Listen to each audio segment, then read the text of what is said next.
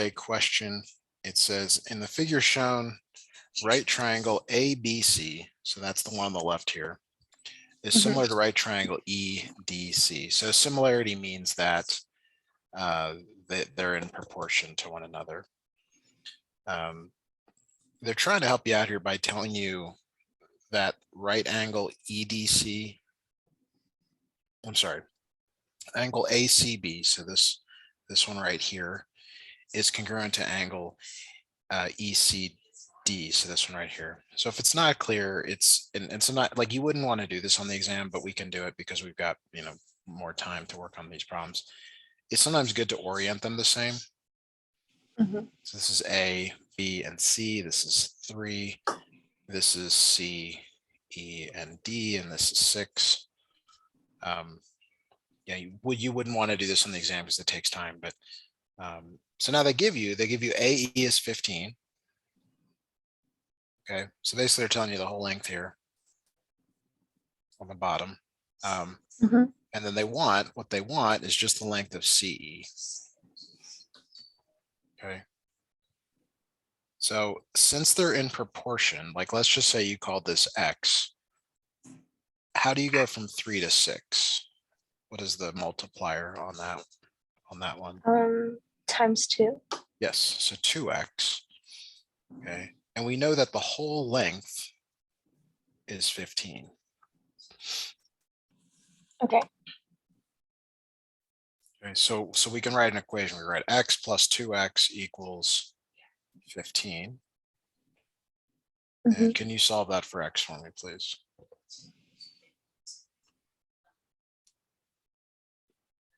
X equals 5. Okay, so notice that's there, but is that the right answer? Is that what they're asking for? Are they asking for AC or CE? CE.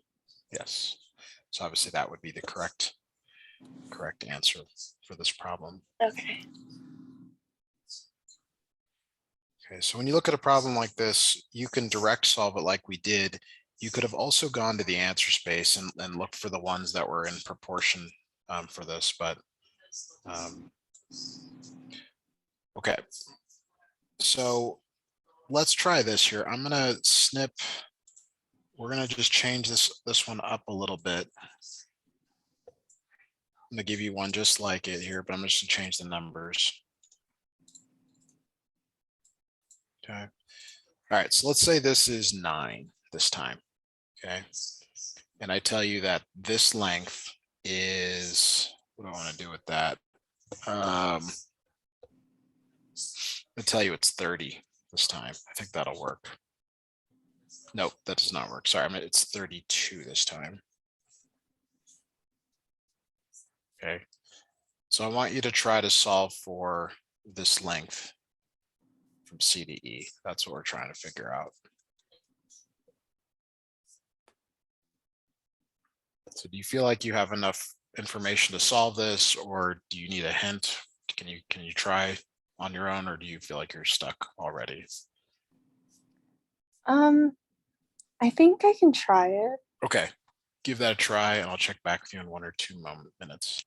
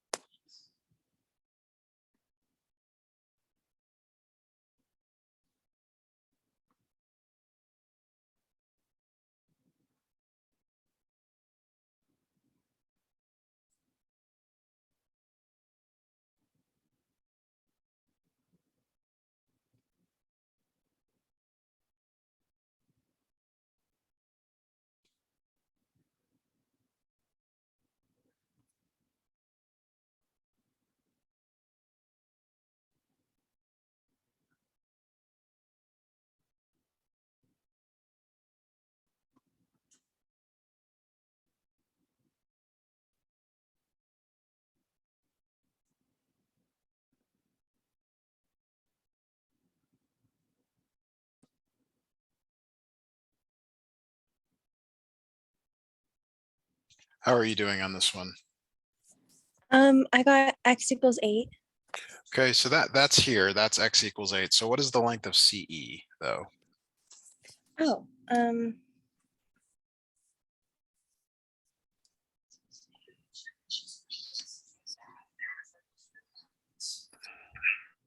mean, you're correct. This is totally correct, and that would have been one of the answers. Like A would have been 8, but it's not the right answer.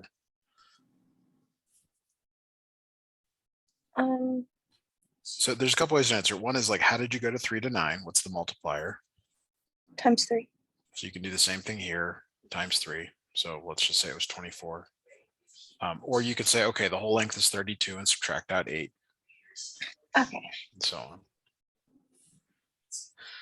Okay, let's try another triangle problem that I think you will see. This one's gonna be free response though, because I want you to try.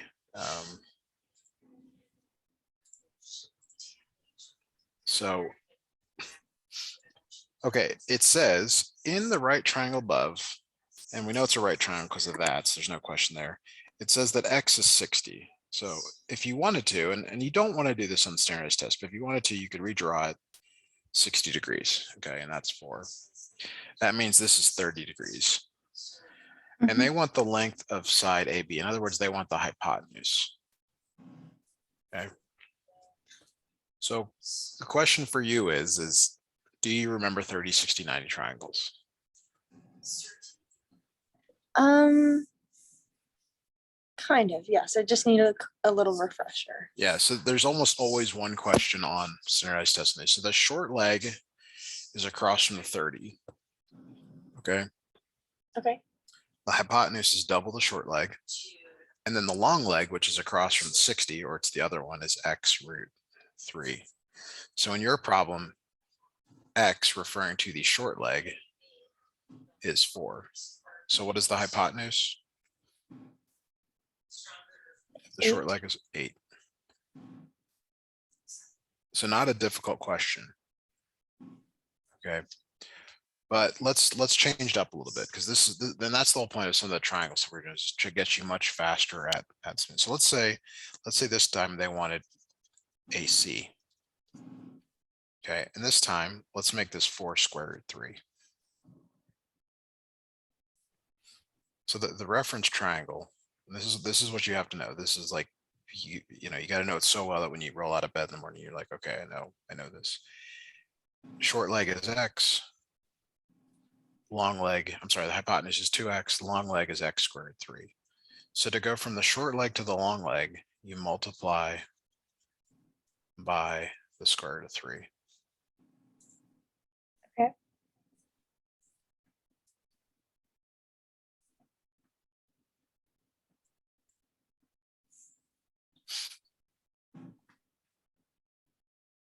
So any idea how to proceed here, since we want the long leg this time and we have the short leg? Oh, I don't remember. So you multiply the short leg by the square root of 3. So you take Oh, 4 square root of 3 yeah. and you multiply it by the square root of 3. Okay. And so square root of 3 times square root of 3 is 3. 4 times 3 is 12. Okay. Okay. So and this is a legitimate test prep question. Like and the difficulty is not very high on this problem if you know this on the right.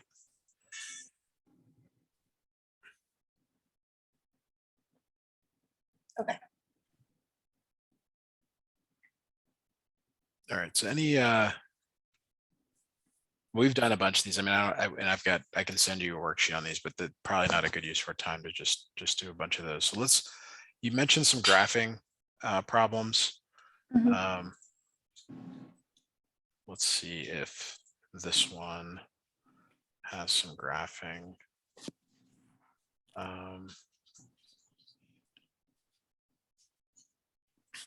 Okay, this is a very good kind of introductory graphing.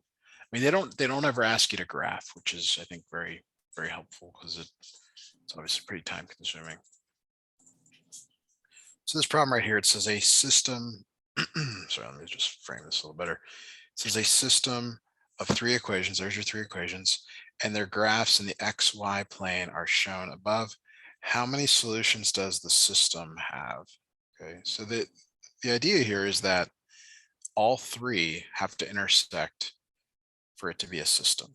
So like right here, this is not a solution because not all three of them intersect. Okay. So this is literally just a counting problem. You just look at the graph and you decide, well, how many places do they intersect? Okay. And the answer would be all three have to intersect. How many places do all three intersect? 3 times. Okay, so I agree there's one here and there's another one here. Where's the third one? They have to all three intersect. So this right here is not a Oh, solution. okay. So 2. Yes. So 2. I mean, now that you see it, you're probably like, oh, this is not a hard question, but it's like, well, how do you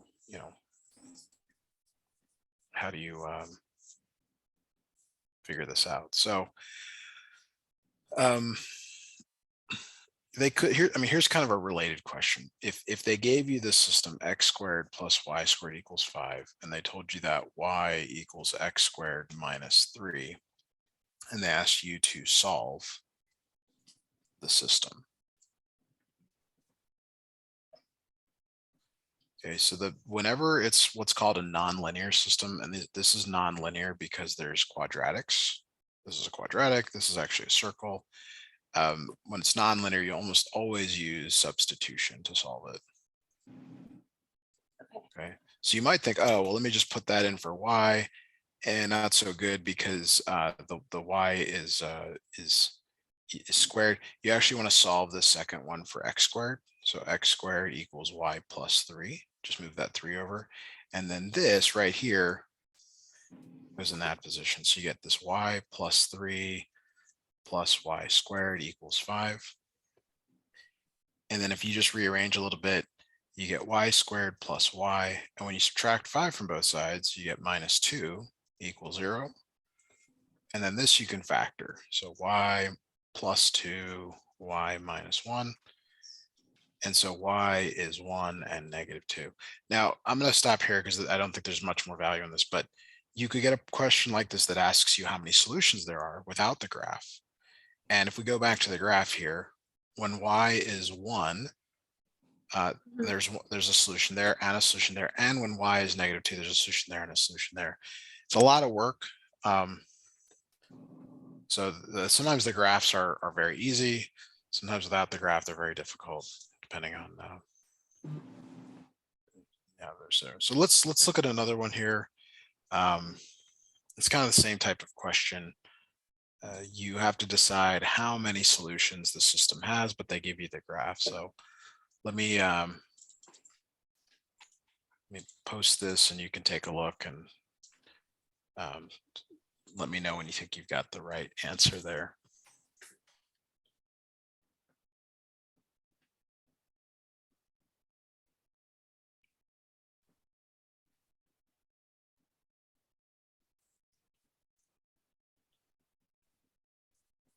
Is it one solution? So the answer is only where they all three intersect. And the only place they intersect looks like it's right there.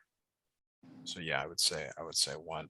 It's kind of a fun exercise in other classes like geometry to actually say like how many times can a circle and a triangle intersect. But of course we don't care about that here. But that whenever it says system, all of them have to intersect there. Okay.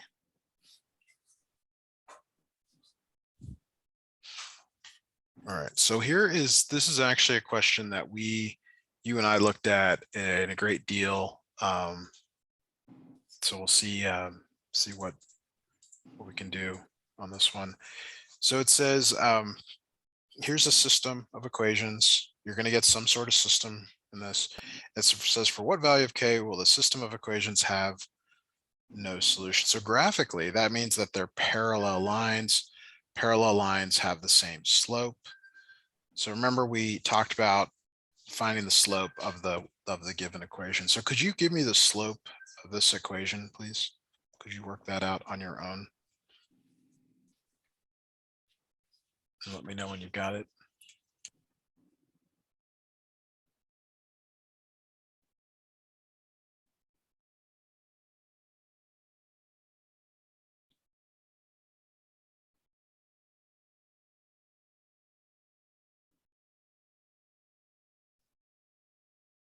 Is it 7/4? For the slope of the second one. So Brandon, you're solving for y, right? So we're gonna subtract 4x from both sides to be like minus 5y equals minus 4x plus 7. And then you divide both sides by minus 5. So your slope is the number in front of x. We actually don't care about this thing on the right here. So that's your slope of the first one. For the second equation. Okay. Okay. So you just solve for y. Now we're going to do the same thing over here for the other one. Okay. You're going to subtract kx from both sides. So it's minus 3y equals minus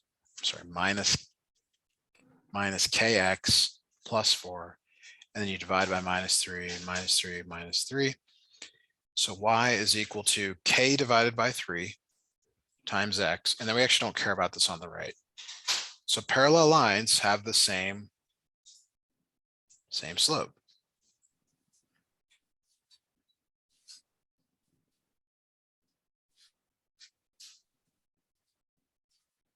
Okay, so you have to set these equal. 4/5 equals k divided by 3, and then you solve for k.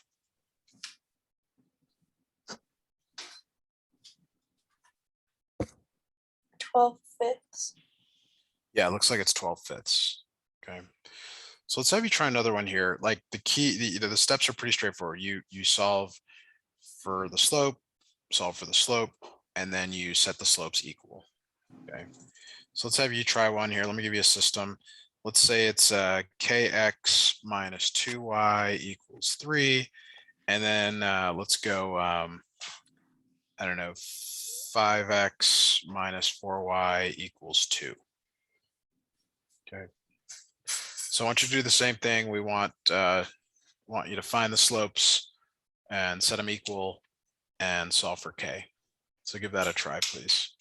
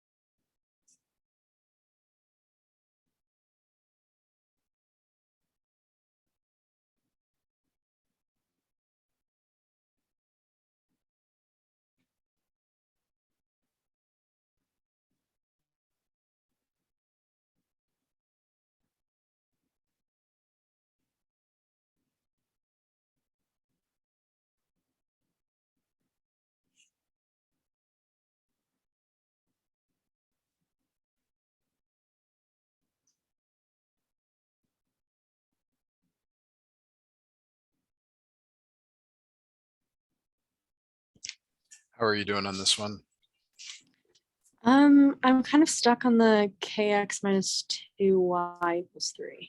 Okay, well, let's check the first one, see if you got the right slope there. it'd be minus 4y equals minus 5x plus 2. Divide everything by -4.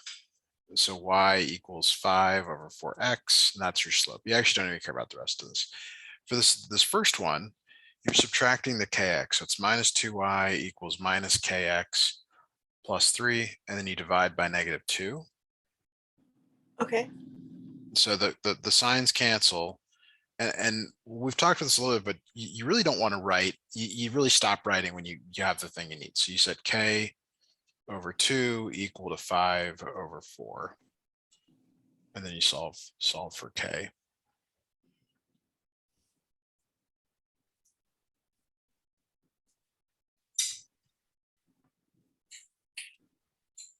So it looks like k is 5/2.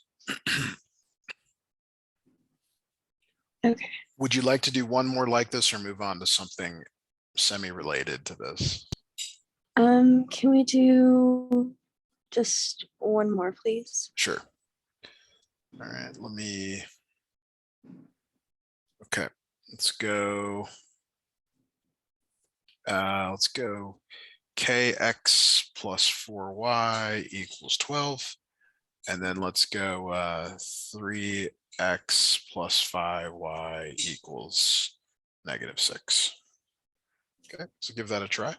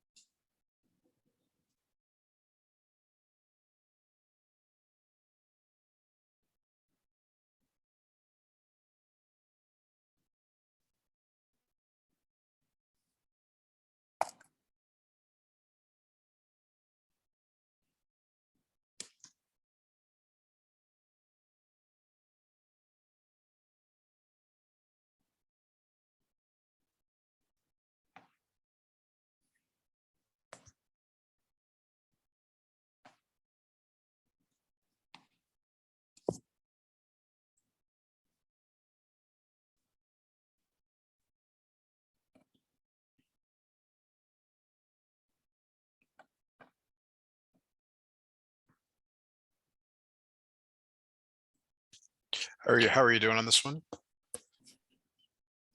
I got -9/4.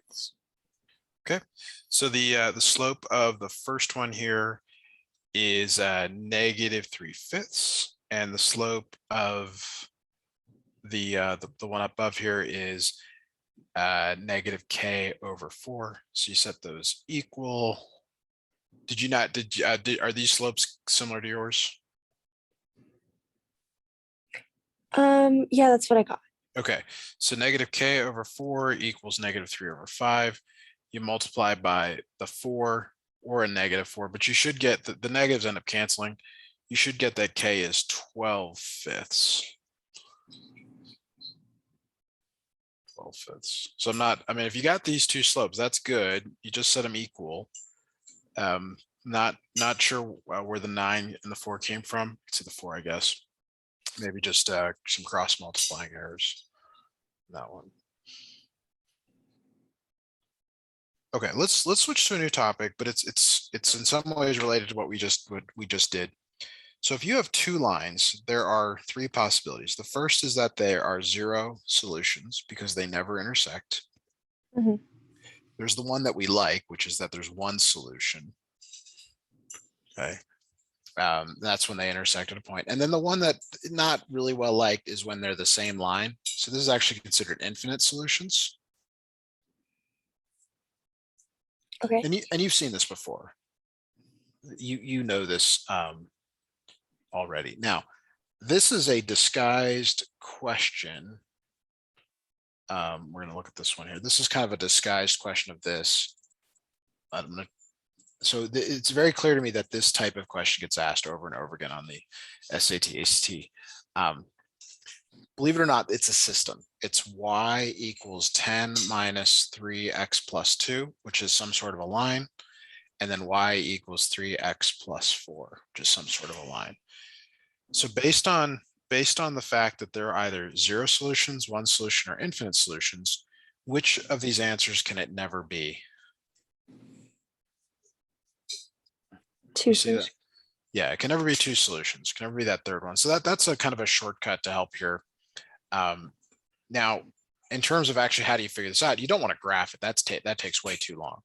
You want to solve this for x. Okay. But that's kind of half true. You either want to get x equals a number, and you actually don't care what that number is. But if you get x equals a number, that means you have one solution. If you get 0 equals 0, that means there's more than one solution. Okay. And if you get 0 equals a number, or something like, or sometimes it's written like this, it would be like 1 equals -8. In this last case, there are no solutions. Okay, so the truth is you don't actually want to solve for x completely. You just want to know whether it equals a number. So let me try and show you that here in this problem.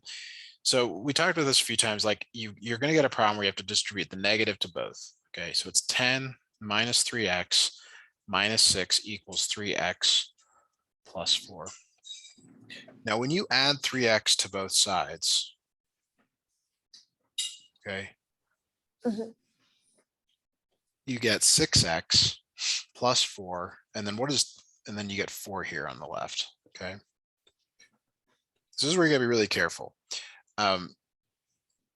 Is there a solution to this? Are you going to get, does this become x equals a number? And this is where you're, as a student, you still probably want to do this. Subtract 4 from both sides, divide by 6, and you get x equals 0. And that's what you get right here. When you get x equals a number, that immediately means there is one solution. Mhm. It's okay that it's 0. All right. You don't need to find the other solution. Now, small variation on this problem. Let me show you this one. Let's say it was plus 3x. So now we're going to distribute this 3 to both terms. 10 plus 3x plus 6 equals 3x plus 4. When you subtract 3x, see how the x's go away? And you get 16 equals 4.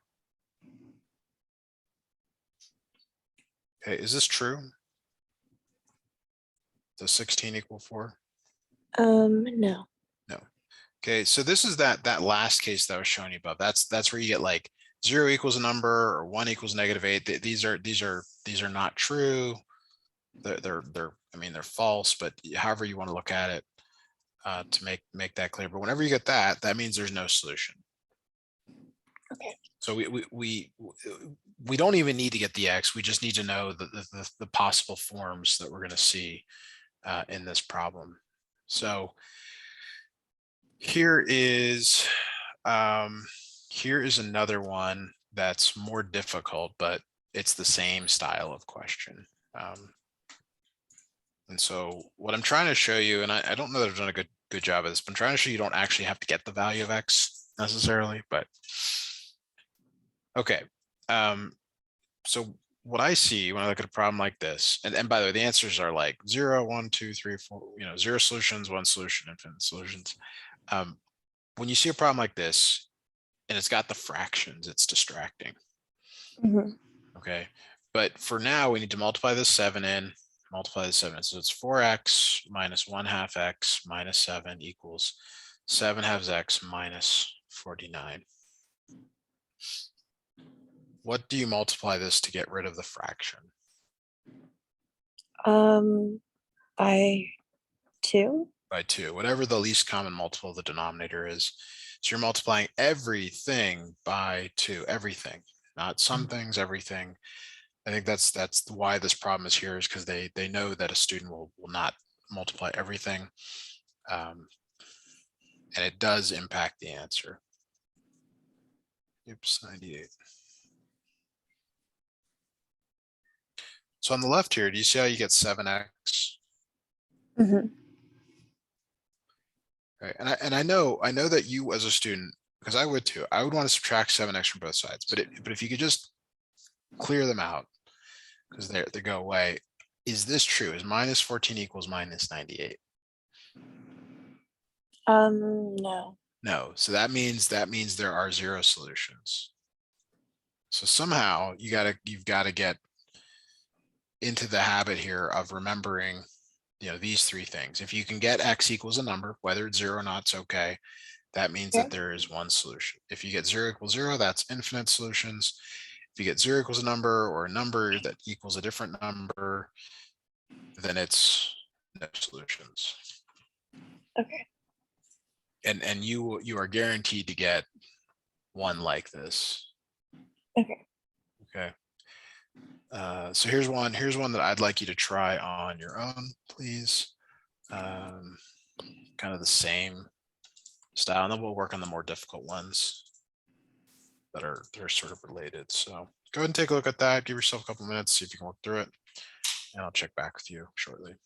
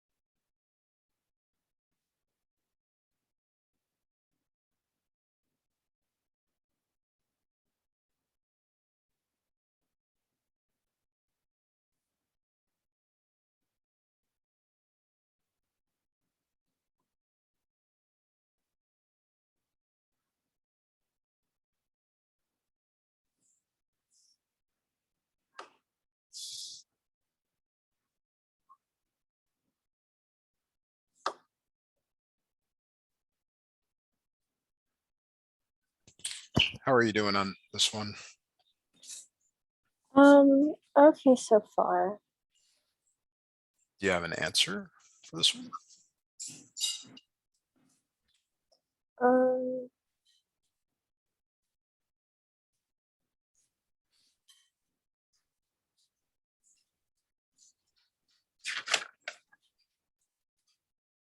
So what I'm seeing is it's exactly the same on the left and the right. Like if you were to subtract 3x from both sides, you get minus 8 equals minus 8. If you add 8 and add 8, you'd get 0 equals 0. And yeah. that is definitely here. This is definitely never right. So which would be the correct answer? Um, infinite Yep, solutions. infinite solutions.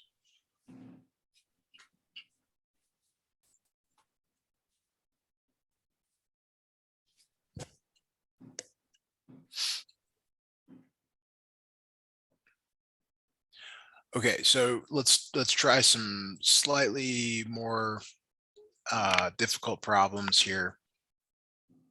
Same kind of thing here though. All right. So it says in the given equation, k is a constant, meaning it's a number. If the equation has exactly one solution, okay, and let's just go there. Like, let's not read the rest of it because it sometimes does get confusing. If it has exactly one solution, okay, and let's look at the possibilities. Let's say it's 3x plus 8 equals, let's say it's 3x plus 8. How many solutions does this have?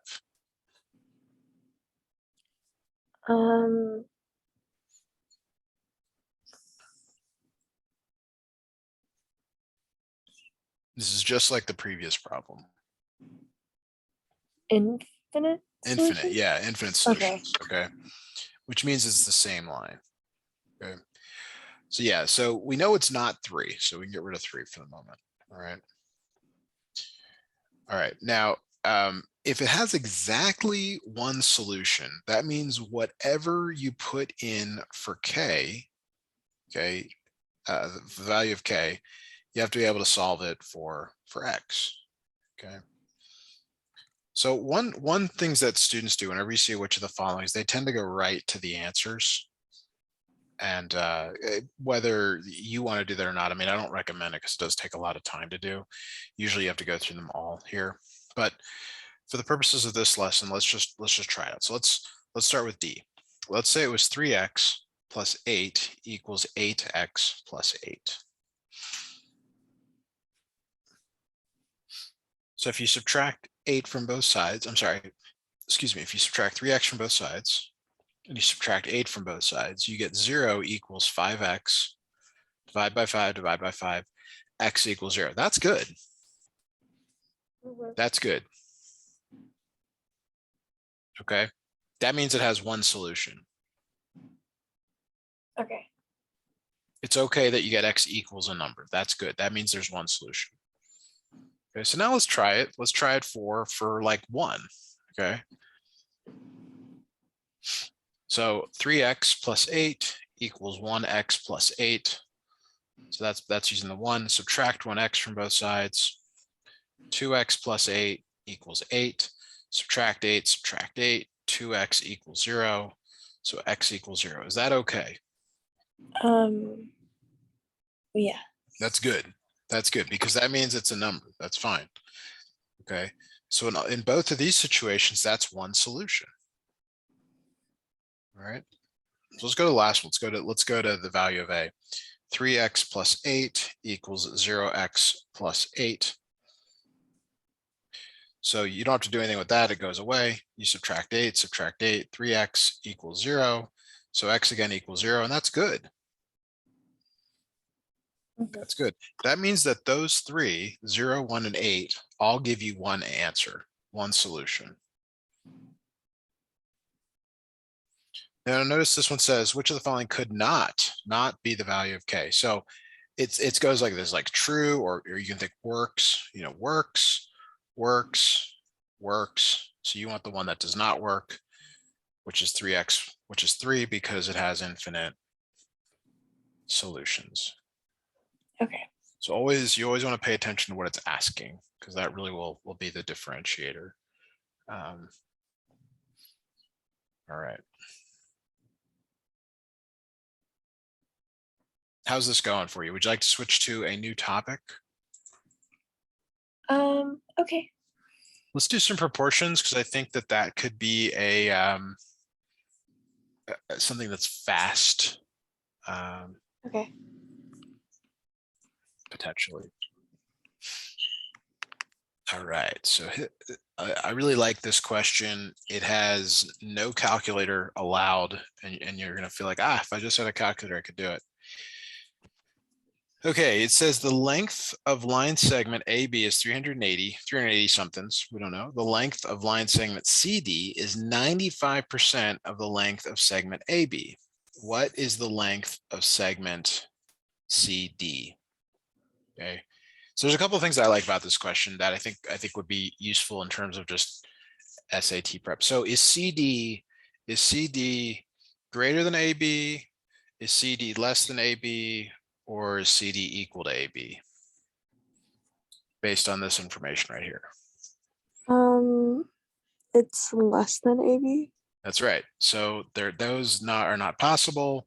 And we're down to these two, and just sort of guessing, using, your estimation, which is the right answer. B. Yes. Okay. So does that work? Maybe on an early question, but not in general. So let's look at how you would actually do this. This is really hard to do without a calculator. 95% of 380.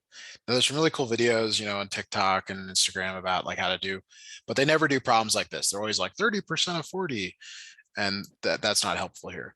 What is helpful is if you recognize that 5%, okay, is half of 10%.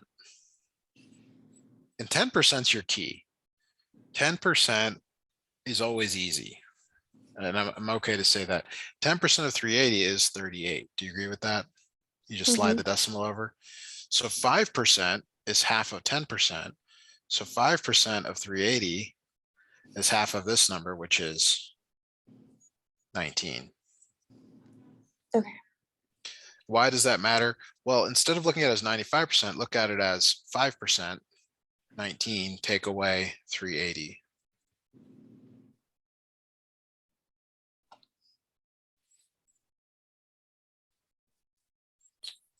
Any questions on this? Because I want to give you a problem just like this, where all I do is change this number up here, but I want to make sure that you are comfortable doing it on your own. I don't think I have any questions so far. Okay, so all I'm going to do here, like I said, is I'm going to just change one number. Okay, so let's go 520. And none of these make sense, so don't use that. You'll just have to give me the free response answer here for this one. Okay.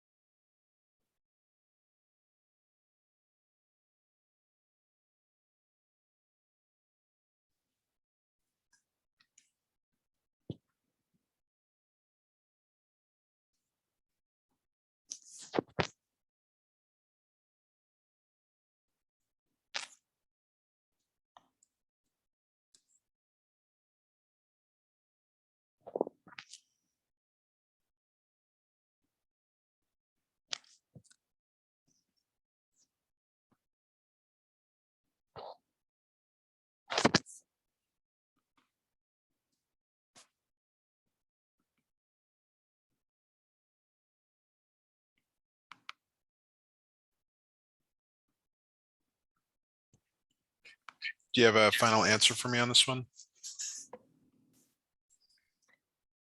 I got 494. That is correct. Excellent. So 10% of 520 is 52. So 5% is 26. You take 26 away from that, you get 494. Perfect. Okay. So this can go the other way. This is the next problem to look at. I really feel like these are so much better if we don't have the answer space available, because it just, you start looking at it. All right, so here's another question here. Last year, 800 students attended the career fair at West High School. This year, the number of students who attended the fair increased. That means it went up by 5%. How many students attended the career fair at West High School this year? See, if you had a calculator, you would just type in 0.05 times 800 and you would add it to 800. That's Mhm. reasonable, but you don't. You will not have one in this section. So, but you can always do 10%. What is 10% of 800? 80. 80. So 5% is half of that. So how much did it go up by? It went up by 40. But they want the total. They want to know how many went this year. So it's 800 plus the 40 Okay. or 840.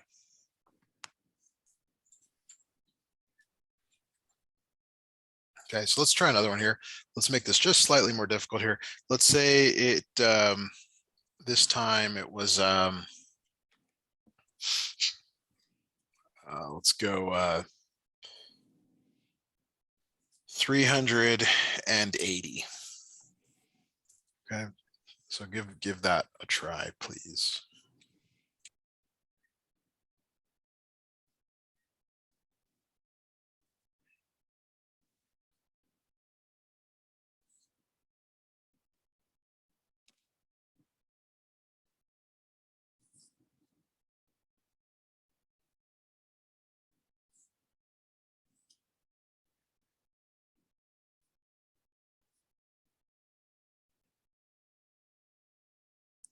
$3.99.